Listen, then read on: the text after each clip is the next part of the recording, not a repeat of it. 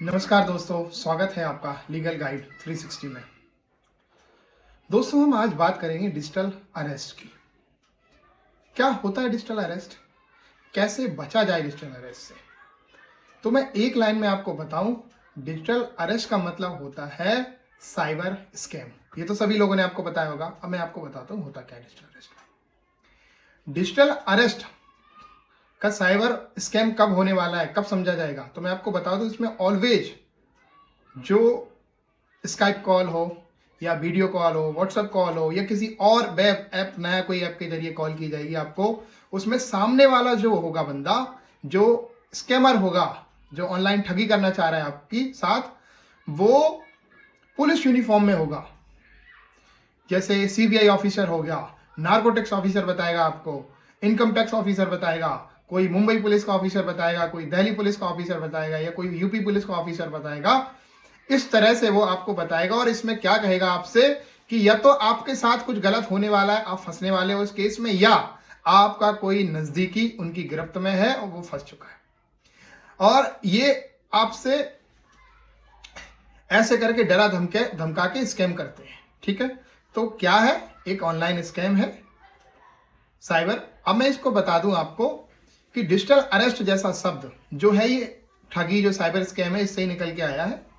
बाकी लॉ में कहीं भी साइबर स्कैम के बारे में कोई भी डेफिनेशन देखने को नहीं मिलती है। इस तरह की कोई भी चीज डिजिटल अरेस्ट जैसी कोई चीज नहीं है।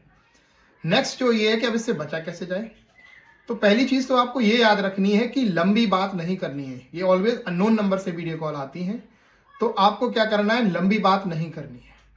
दूसरी चीज, घबराना नहीं है, किसी लालच लोभ में नहीं पड़ना है, घबराना नहीं है। आपको जितनी जल्दी हो सके नेट ऑफ कर देना है, कनेक्शन कट कर देना है।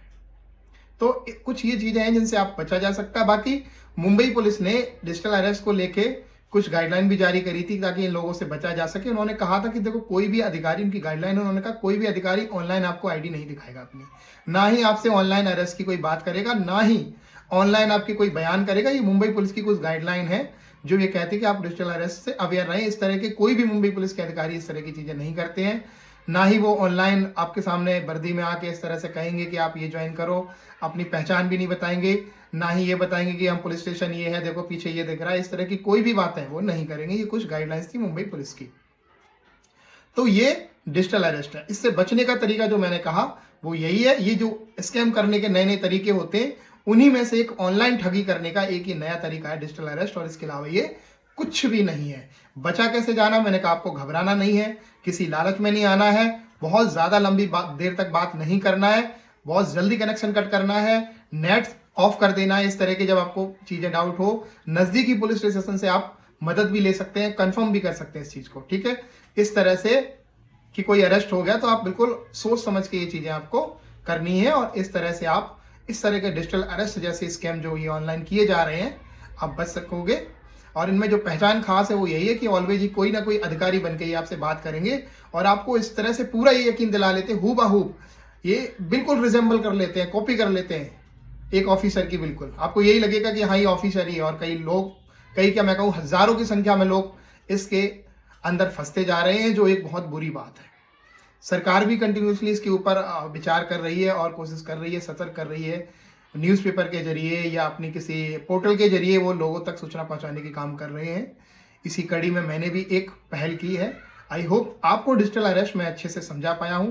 Thank you so much. आज के लिए इतना ही। कल फिर किसी एक नई जानकारी के साथ आपके सामने हाजिर हो जाऊंगा।